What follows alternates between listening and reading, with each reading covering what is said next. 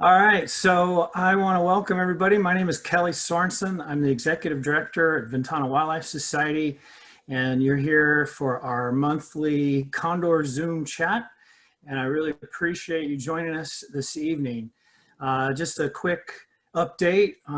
As you know, the Dolan Fire burned through the Condor Sanctuary in Big Sur over a month ago, and we asked for help, and we are doing quite well. We're over halfway toward our $500,000 goal to rebuild the Big Sur campaign, or Big Sur sanctuary rather. And we're still raising money for that purpose. We also have the ability to continue releasing condors, even despite the Big Sur sanctuary, and we'll tell you about that here in a little bit. Also, thank you for all of you that participated on the online auction recently. It was a success. I think we netted somewhere around $50,000. So thank you so much. And lastly, I'll turn it over to the staff and we can get an update from Joe and the crew. But I want to just introduce a few of the staff that are here this evening. Joe Burnett, the Condor Program Manager, Darren Gross. We also have Stephanie Herrera. I'm not sure if you can see her or not, and Kathy Hamilton. So once again, thank you all for being here, and let me turn it over to Joe Burnett. Thanks, Kelly. Hey, everybody. Thank you for tuning in tonight. We have a lot to update you on. The feedback and the outpouring of support has been incredible. Myself and the field crew, we have been really busy, as you can imagine, trying to keep up with everything that's happened. This last month has been a roller coaster ride. And before I get started, I definitely want to recognize the crew. Darren Gross, who's on the call tonight, Stephanie, who Kelly just mentioned, and Evan McWreath, who's I don't know if he's going to make it tonight onto the call. And also we have two new interns that just started on the project, a crazy time to start on a project, Jonathan and Moed. So we're going full steam ahead. You know, we can't slow down. We got to keep going, and we're just excited to rebuild and, you know, just try to stay as positive as we can. And yeah, I've put together an update for everyone tonight, just to make it a little easier to follow along. And I'm going to share my screen here. So bear with me. I'll start the slideshow. So everyone sees this. Can everyone see the first slide? Awesome. Yes. All right. So just an overview, the Dolan Fire timeline and the status of the condors. You know, this is probably the biggest inquiry we get. So obviously, just for those of you who don't know, the fire started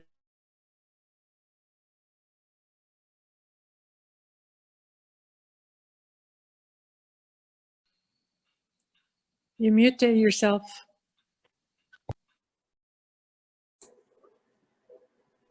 We can't hear you. We can't hear you, Joe. Oops, how'd that happen? Can everyone hear me? Sorry, I don't know how far. Now we can. How long have I been talking? With the fire About 40 started. seconds. Okay. You ended with the fire started. Oh, sorry. So I'll start over. So yeah, everyone, just to catch up the Dolan Fire timeline, I just want to give an overview. The fire started on August 18th, about a few miles south of the Condor Sanctuary. The fire quickly moved north, and it burned through the Condor Sanctuary and the area where we have three nests located between August 20th and August 21st. During the fire, we lost our Condor release pen. We lost our research facility. They were both destroyed completely, unfortunately. And we had 9 Condors go missing right after the fire. And unfortunately, we have not found those birds yet. And it's appearing more likely that they could have been lost. Not to say we are stopping the search effort. We will continue to look probably for at least months ahead, just in the off chance some of these birds did survive. But based on the fire behavior and what we saw there and the activity before the fire hit, how many condors were around, we do feel like we may have lost those birds. And then we've confirmed we lost 2 chicks and nest. So that was unfortunate. And again, the Dolan Fire is still burning, which is hard to believe. It is at 128,400 acres, and it's 46% contained. The fire has moved south. It's heading south down the Big Sur coast. Unfortunately, they're doing great work in protecting the community. They've saved a lot of homes that there's a populated area down south in the south coast of Big Sur. They were able to save a lot of homes. So kudos to the firefighters that are putting their lives on the line every day. They estimate the containment of this fire to be mid-October, so we're not out of the clear. We feel better. It's south of us, but it's still an active fire. And again, we will still continue to search for these condors, just so everyone knows. We keep their radio signals in our scanners. We're always double checking birds we see out in the field visually to make sure they are who they are. They all have tags, so we can confirm that. I'm really excited. Next week, I'm hoping to get the Condor cams, the explore.org cams back up and running. I've been working with explore.org. Really, they've been going all above and beyond to help us get up and running again. That's a great monitoring tool, and it's also a great way for you guys to help us monitor and watch the birds. So we hope to at least get the main cam at the sanctuary going, and then right behind that, try to get the nest cam going. So let's get to the next slide.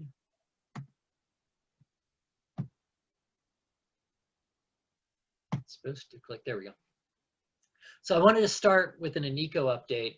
As you guys heard, our last update we sent out on Facebook and social media, we were expressing some concerns with Iniko. We hadn't seen the behavior we were hoping to see. He started to appear to be a little weaker. He just wasn't himself, him or herself. Again, we still don't know the gender of Iniko. And just a little lethargic. And we watch these birds constantly, and we really notice subtle changes in behavior. And this was a little bit of a warning flare to us. So we started to crank up observations, really track and see what mom was doing, because obviously it's a single mom raising Iniko now, Redwood Queen. So this went up to the top of our priority list. So we basically had people going up every other day, checking on Iniko, seeing where mom was. We were working with Pinnacles National Park. Their Condor crew was letting us know when 190 was popping up over there. And so we kept a close tabs on it, and we started to watch more and more. And just when we thought it was looking like Iniko might be having issues, mom showed up yesterday, and we observed a feeding. And this was a really big deal. And I can tell you personally, I was very relieved. This fire really jostled the flock, and I think it's hard to, especially she lost her mate. She lost her mate, and it looks like she's lost Kingpin. So she herself had her world rocked, and I think it just took her a little while to get back in the swing of things. You got to remember, their whole home base, home territory, the sanctuary, it looks like a different place. This isn't the place they saw before the fire. There's the places they like to perch might be gone. You can imagine all their routines have just been really mixed up. Places they like to roost have been burned. So, we think that it's just been a little bit of catch up for a lot of these birds to take in everything that's happened. And so we were incredibly relieved today to get a great visual. Evan was able to watch the chick and notice the chick had a huge crop. And for those you don't know, the condors store food in the crop. In the picture on the right, you can see a huge protrusion on the chest. That is the best thing we could ever see. That's a few pounds of meat inside Iniko's crop. So that lets us know he has got great nutrition coming his way. And the other great thing is his behaviors come back around. He's acting a little more like him or herself. And that's the best news we can give you right now. And yeah, we had started, looking down going down the kind of the rabbit hole of like, what are we going to do if he starts to, or he or she starts to spiral and start to have real serious health issues. So we started to brainstorm ideas, but fortunately, we don't need to take that step to rescue or evacuation, although we are still brainstorming about it. If that does happen, we can be ready to respond. But it's a really, I just want everyone to know that the nest site and the area around the nest site is really, really dangerous. And before I do that, I want to show you this video from today. I don't know how the video is going to look. I always try these on PowerPoint. So just watch. So this is what Evan was watching. He's like, oh my God, where's Aniko? And here he comes. He was taking a little nap. And then he gets up, and this is when Evan first spotted Aniko's big crop, big yawn. And what I like about this photo is Niko's air sacs are actually puffed out, and that's a really good sign that he's or he or she is feeling good. To be able to inflate his air sacs and show, and today Aniko was moving around a lot more. You can see the crop right there in the center of the photo, which is a really great sign. And then later on, he actually had 190 come and land in the cavity at the entrance and come in and visit Aniko. So looks like mom's back in the swing of things, and Nico's behavior's kind of getting back to where we want it. And yeah, we're just going to continue to closely monitor. We really want to get the cam back so you guys can join in with us and watch Aniko in these final stages of his time in the nest, because he is she is very close to fledging. We expect Aniko to fledge right at the end of October, definitely before Thanksgiving. So we're just hanging in there with Aniko. And what I was talking about earlier was, when we were talking about the potential possibility of evacuation, it became daunting pretty quickly because this is the base of the nest tree. It's very precarious. I even feel nervous walking around the ground at the base of the tree. It's so fragile. So the idea of climbing it or doing any kind of helicopter operation is off the table in terms of that is enough activity that it could blow this tree over, just get the tree moving in the wrong direction. So at this point, we're happy the tree is still standing. And the slope is so steep around this area, the picture doesn't really capture it. It would be very difficult, and it's a long hike into a very remote part of the Big Sur wilderness. So, if we did, an evacuation would be very, very difficult and ill-advised based on our knowledge. We have a whole panel of Condor folks that are expert climbers, so we have a great crew of folks we tap for that resource, and they were not very excited about the possibility of even trying an evacuation at this. So just so everyone knows, we're giving it our greatest effort. If we had to, we would have, but you have to put human safety at the top. We've already had such a tough last month with losing all these birds, that's definitely paramount. So moving on, we made it back up to the sanctuary to get further into the sanctuary, and this is what we found. This is a tree log jam that's in our road. This is our access road to the Condor Sanctuary, and we're basically tunneling through these log jams. There's a lot of work to be done up at the sanctuary, and this is just the tip of the iceberg right here. But we've been up there. We've been able to assess all the major damage. So our water system was completely wiped out. Obviously, the research facility, the release pen, all kind of infrastructure is gone. So it's really a complete rebuild. And then on top of that, before we can even start rebuilding, we got to be able to get in. So there's a lot of road work. There's a ton of, we're going to need some professionals to come in and clear this road. There's a lot of dangerous log jams. And so we got our work cut out for us. So to hear that the outpouring of support is really lifting the spirits of the crew. So you guys know, just to know we have this kind of support coming in is just really gotten us through every day. It's pretty awesome. And some of the questions that we got ahead of time were about the sanctuary, about how the birds are doing, how are we helping the birds. So when we went up to the site, anytime we go up, we're We're supplemental feeding the birds, which is something we do for pre-release birds right after they get released. But right now, because of the fire, we're putting out a little extra food. And then we're also, our water supply has been wiped out, so we're manually bringing up water and filling up this natural pool that's right near where the condors feed. You guys have seen it on the condor cam. So we're manually filling that.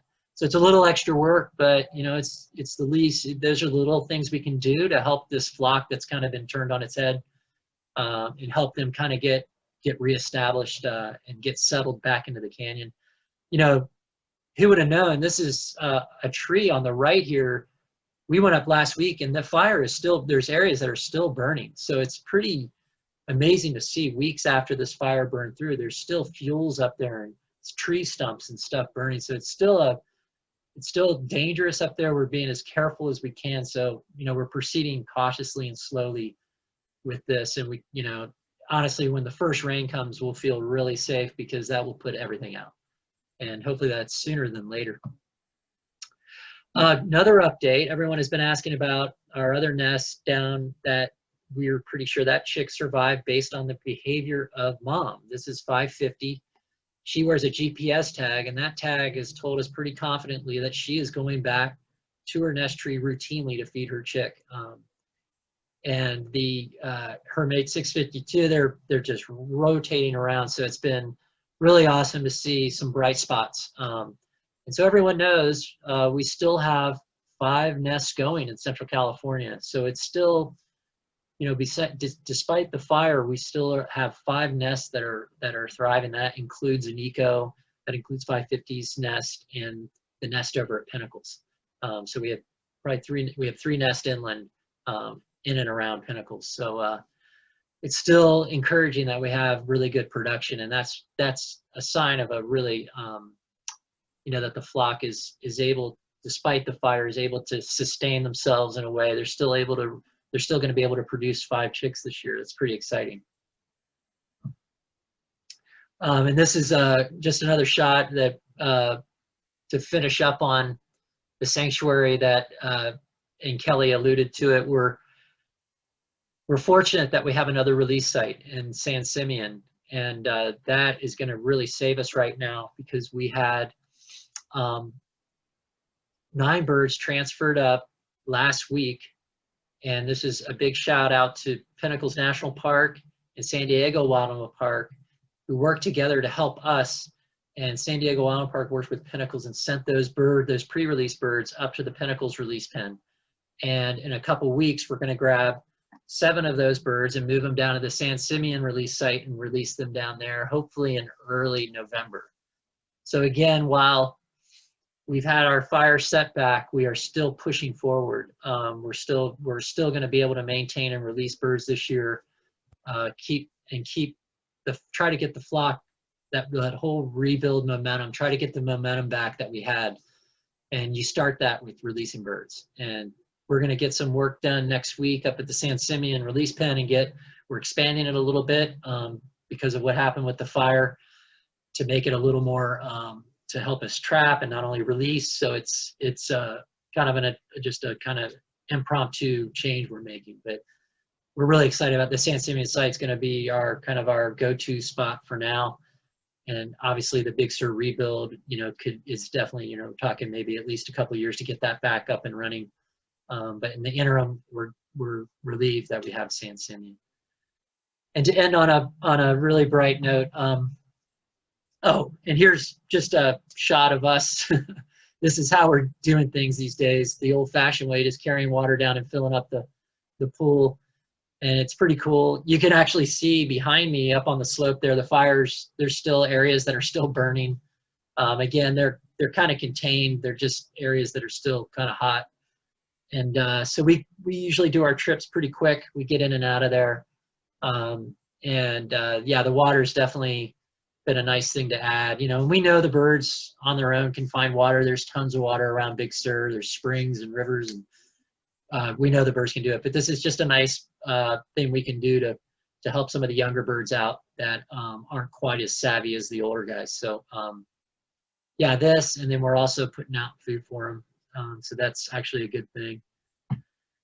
And this is the bright spot. Here we have all this devastation and potentially some major loss of condor life, but there's nothing that captures it. Like, we looked down at the ground and we saw this little fern coming up out of the ashes, and I think it was symbolic of everything that's happened. And I think it's just, for us, it's emotional because, when you get knocked down like that, you really don't know if you can get back up. So we can't thank you guys. I always get emotional, sorry. Can't thank you guys enough for all the support. And I think it's going to go a long way. If you only knew how it was picking us up as a crew. So without further ado, I can't thank everyone enough. And I'm going to bring in Darren here to help me with some questions. Let me get going here. I'm going to get out of this. I'm going to go put it back on a nice picture. So Darren, you want to start with some, I think I was hoping I was going to hit a lot because we got a lot of questions. So thank you so much for all the questions. Anytime you guys send these in, it's really a great insight for us to, to understand what people want to know about. And, because sometimes we get caught up so much in what's going on that we forget, oh yeah, people don't know the details. So the questions are awesome. And I hope I hit some of these, but Darren, you got some there that? Yeah, I'm kind of jumping around here, but let me see.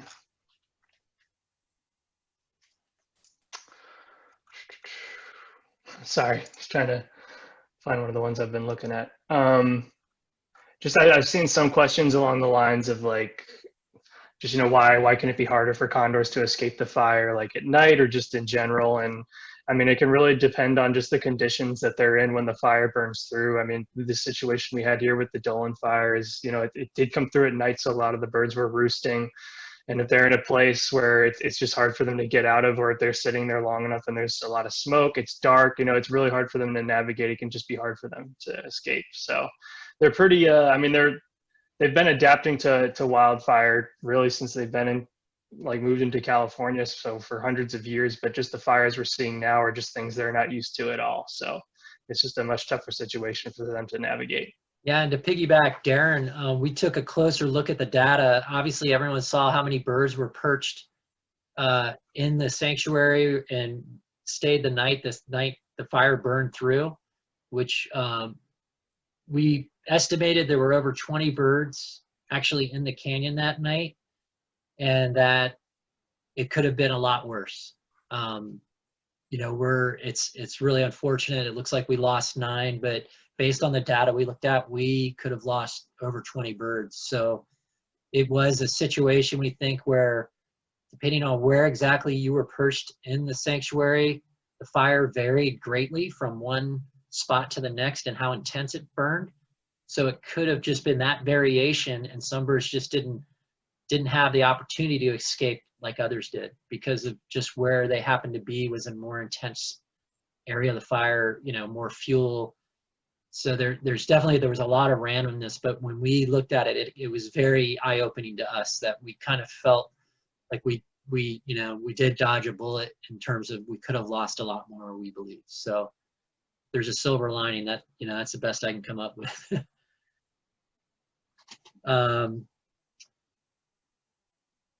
Yeah, we got asked, after a fire of this magnitude, how long will it take, BWS to rebuild the sanctuary again? And we're looking at probably at least a couple years to rebuild based on just getting everything permitted and getting all the equipment up there. It's pretty remote, and it's definitely going to be, we got to get a lot of things lined up. You got one, Darren? Yeah. So considering Redwood Queen's history and that her social position greatly improved after pairing with Kingpin, is her status in the group likely to be affected by Kingpin's absence? If he or she were to survive?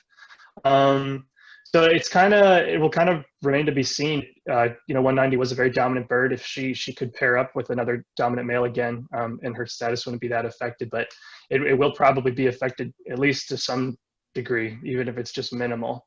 But yeah, I mean, a lot of that status is based on who these birds pair with. So we'll see. And then in terms of Iniko, I mean, it will affect Iniko's status in the flock as well, but Aniko will still be taken care of by 190. Like when she fledges and throughout the next year. Nice. Here's a good question. Do you suspect Aniko has smoke inhalation or damage to the lungs? It's certainly possible. Birds are very sensitive. In comparison to our lungs, their air sacs are incredibly sensitive to fire. That's across the whole bird world.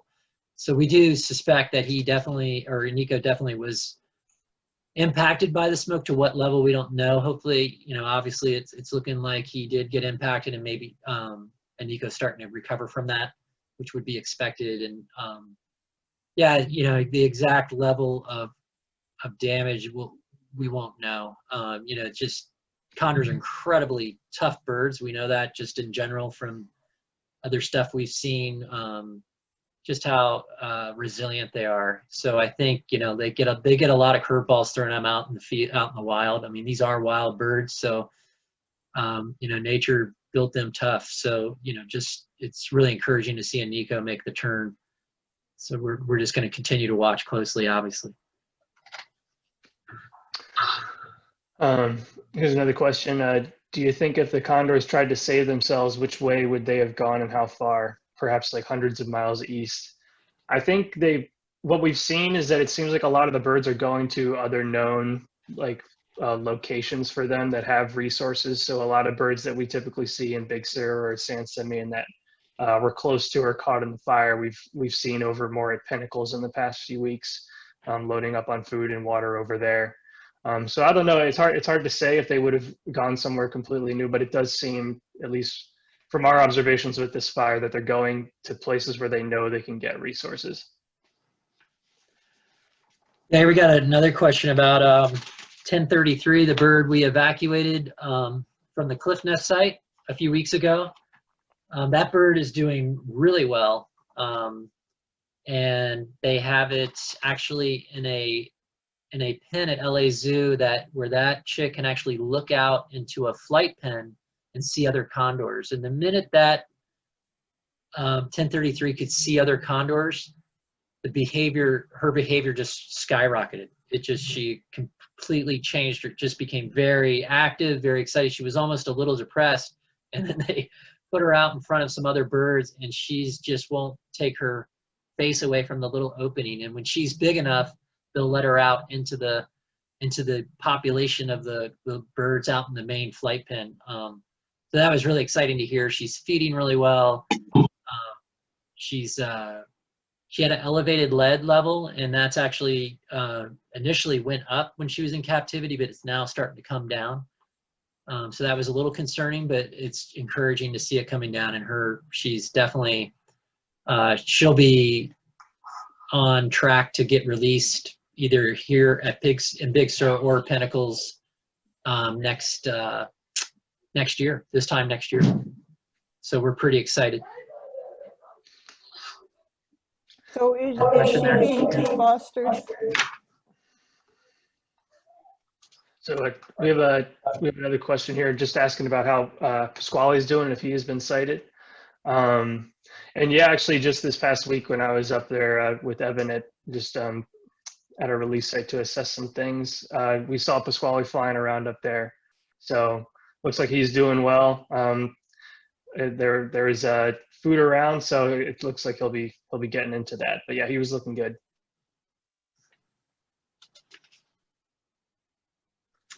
Yeah, a lot of these I'm seeing is baby Aniko eating.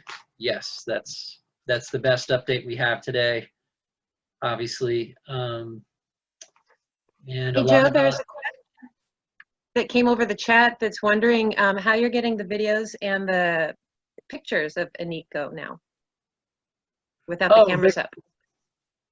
without the, oh, like the footage that Evan was able to get? Yeah, so what we have a, you know, before the Nest Cam, we had to do it the old-fashioned way and go out there with a spotting scope to a Nest OP, we call it, an observation point, which is hidden behind some trees, and we look through the trees and watch the nest ideally without them knowing we're there.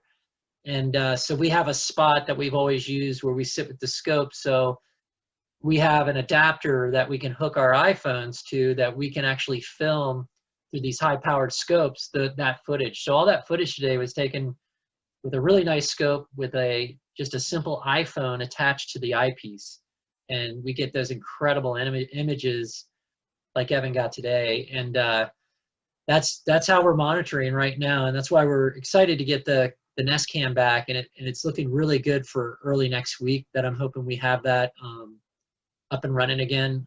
Stuff is literally getting shipped to me right now from explore.org. And we hope to have definitely the slope cam going. And then, you know, if everything works out technically, that we get the link down to the Nest site, and that'd be really exciting, because that's going to help us immensely, just being able to, because when you watch in person, you know, through at these observation points, you miss a lot more than you do. The camera doesn't miss much, obviously. So that's why we're excited to have the cam as a backup we'll still check in person, but it's nice to have the cam on the days where we can't make it up there. And obviously Explore back records it, and it's pretty handy. And one question that goes hand in hand with that is it going to be safe to climb up to get the camera working again? Or will you need to climb? No, well, the camera we're going to use is going to be outside the nest. And the original plan was this time when Iniko turned 4.5, 5 months, we were going to switch the camera view to the outside, because at this age, they start to spend most of their time at the entrance of the nest. And with the camera inside, all you do is end up staring at their back the whole time. So we were going to move the cam originally out with the view that you saw that Evan, basically the same view that Evan had today in the video. So that's the plan, is to get, I'll show you that. I'm trying to go back here. Yeah, to get this view from the outside, which would be really handy for us as well. And that's going to be, that'll basically allow us to watch him fledge. Her fledge. I always keep saying him or her. One of these days we'll figure out what his gender is. Any other questions, Kathy, on the comment? Someone was asking if any of the missing birds had GPS tags on them. Yes. Darren, it was 4, right? Yeah, I think so. Mm-hmm. Yeah, 4. So that's some of the data we looked at, and we had data from GPS birds that survived that were perched near those GPS birds that didn't, that we think didn't survive, that are still missing. And all the data indicated their last GPS locations were at the sanctuary, literally right up until the fire hit. So we assume the fact that they stopped transmitting right around when the fire burned through, that's, if they did perish, that was probably when it happened. And then the birds that survived with GPS, their GPS locations kept collecting, yet they were still in the sanctuary. So I think it was, back to what I was talking about earlier, we think it was a matter of some birds just picked the right place to perch that night and some didn't. You know, it's really a luck of the draw.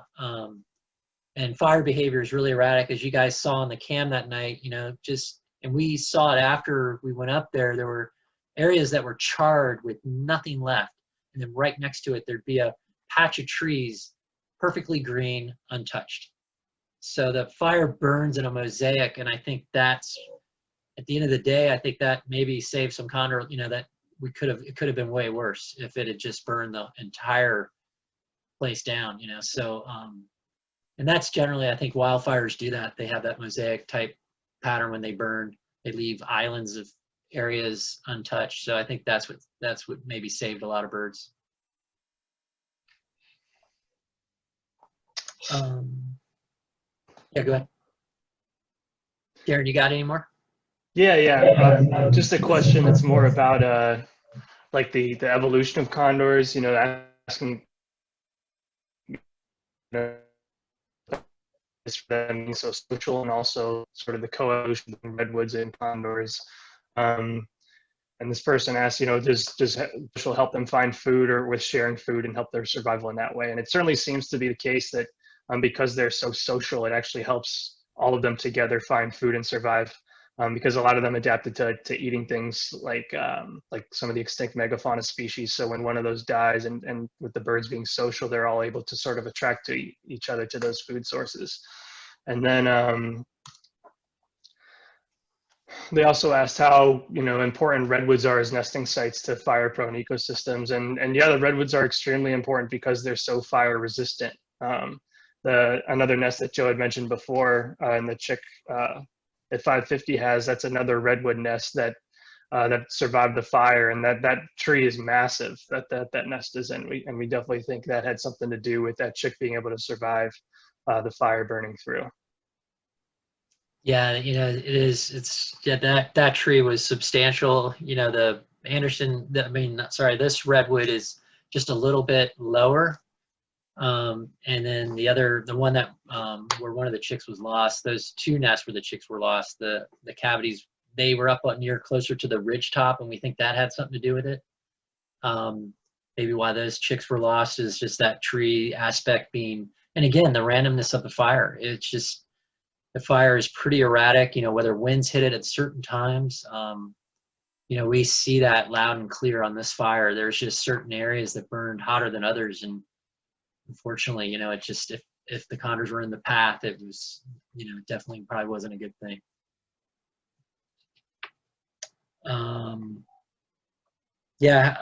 Some questions about pinnacles. So while we're dealing with this, pinnacles has been a huge help. Obviously, the flocks mix, and we have a lot of our birds that go over there, and they've been doing a lot on their side with monitoring to help us. We can't thank them enough. Again, LA Zoo taking 1033, San Diego working with Pinnacles on the transfer to ease, to take the pressure off us so we can deal with the fire. So we can't, and Fish and Wildlife Service, who oversees the Condor program, they've been an incredible resource as well. So, without our partners and all of you, you guys, obviously the care and the support, you guys care for Iniko as much as we do, and and these birds. So it's been pretty great just to see everyone come together and rally around this, because obviously the fire is just, they're uncontrolled, and they cause a lot of devastation in California. And this, we feel also pretty bad for the folks that lost their homes, in the Big Sur community and other communities around California. So it's been tough all around. But again, condors are resilient. We're resilient. You guys are resilient. We'll rebuild. We'll get back. We'll get back to where we can. And luckily, we have a lot. We have the population's doing really well. We've come a long way. So we're pretty excited for what's in the future. This was definitely a setback, but again, I think the momentum's turning. We're building up that momentum again. What do you think, Kathy? We got any other comments? I think we're good. Darren, are you good? I think we got I think we've answered as many questions as we can. And thanks again, everybody. We'll keep you posted on Aniko, and just we're hoping to have we'll let you know when the cams are back. That'd be big news. And then keep you posted on the pre-releases, and that's the next big project step, is getting those birds back out. So we'll have, if Pinnacles releases their birds and we release ours in San Simeon, in November we'll have 9 new birds out flying around the wild. Plus by then we'll have 5 potentially new wild fledges. So we'll have 14 birds back out there, adding to the flock, boosting the flock and the numbers, So losing the 9, missing, and potentially losing those birds and losing the other chicks, it's a setback, but I think things are looking up. And again, we're almost there to our rebuild goal. Just please, keep donating. It's really helping us, basically start to visualize what we can rebuild. It's really been huge all around. So on behalf of Ventana, of the Condor crew, thank you everyone for coming out tonight, and look forward to the next Zoom update. Thanks, everyone. Yeah. Thank you. Thank you, guys. Thanks, Joe. Thanks, Joe. Thank you. Thank you. Thank Trying to sleep again Thank you. Yeah. without dreams of Iniko. Thank you. Yeah. Keeps Thank me you. awake at night too. Thank you very much. Yeah, thank Let's you. hope for rain. Yes. Lots of rain. Yes, lots of rain. Absolutely. Thanks, everyone. Great job, y'all. Bye. Thank you. Bye. Bye-bye. Keep up the great work. Yeah.